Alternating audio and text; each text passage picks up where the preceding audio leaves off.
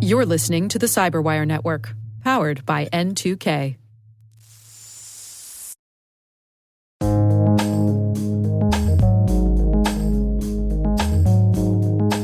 The word is cold boot attack.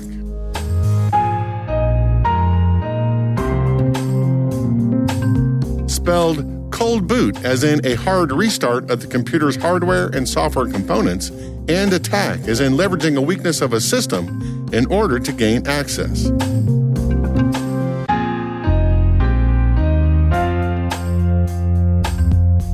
Definition: a type of side-channel attack in which an attacker with physical access to a computer performs a memory dump of a computer's random access memory, or RAM, during the reboot process in order to steal sensitive data.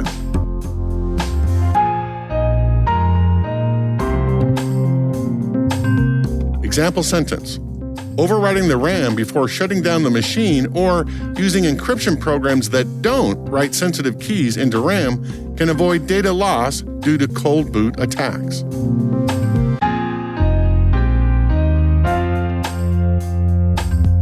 Origin and context. The cold boot attack leverages an electrical property called remanence.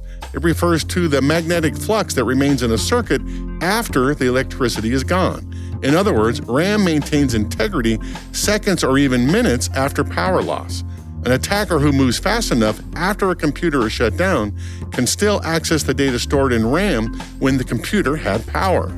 Researchers speculated that this kind of attack was possible as far back as the 1990s, but in 2008, Alex Halderman led a team of researchers from Princeton, the Electronic Frontier Foundation, and Wind River Systems, who demonstrated that cold boot attacks could be deployed in practical scenarios.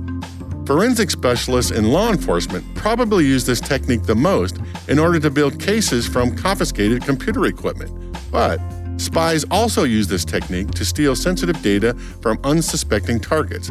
The later example is the reason that cold boot attacks are also known as evil maid attacks.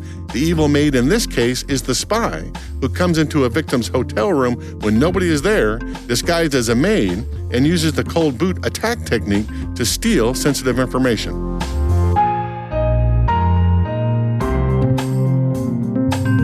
Nerd reference. In 2013, Professor Halderman gave a lecture to his students attending the Transfer Credit Equivalency Summer School program at the University of Michigan. He explained how a cold boot attack might work in the wild, and then highlighted how security issues pop up because of the assumptions made by two different groups working on the same project that didn't talk to each other, the software engineers and the hardware engineers.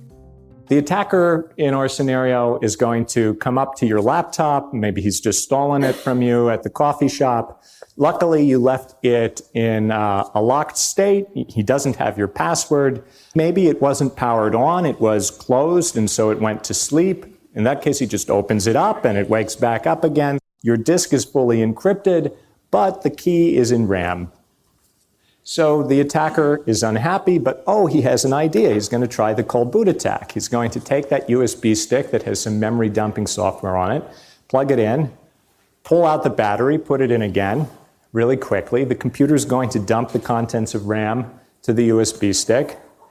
Now he's going to examine that RAM, pull out the encryption key for the hard disk, pull out the hard disk and decrypt it on his own.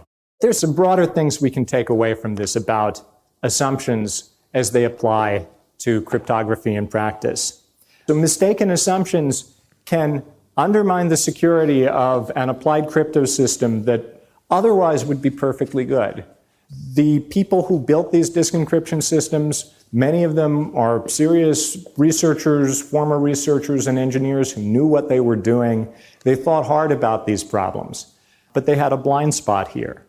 I had the privilege of personally disclosing these attacks to the CTO of one big company who had been the guy who actually designed the disk encryption product, one of their central products. And he turned white as a ghost. He just couldn't believe that this was true. It undermined a big part of his worldview. On the other hand, a couple of years later, I was at a party and ran into a gentleman who was the retired CTO of a semiconductor firm and held some of the first patents on dynamic RAM. and I told him about the cold boot attack, he laughed at me. He said, well, of course this is how DRAM behaves. No one ever told us you wanted the information to go away when the power goes out.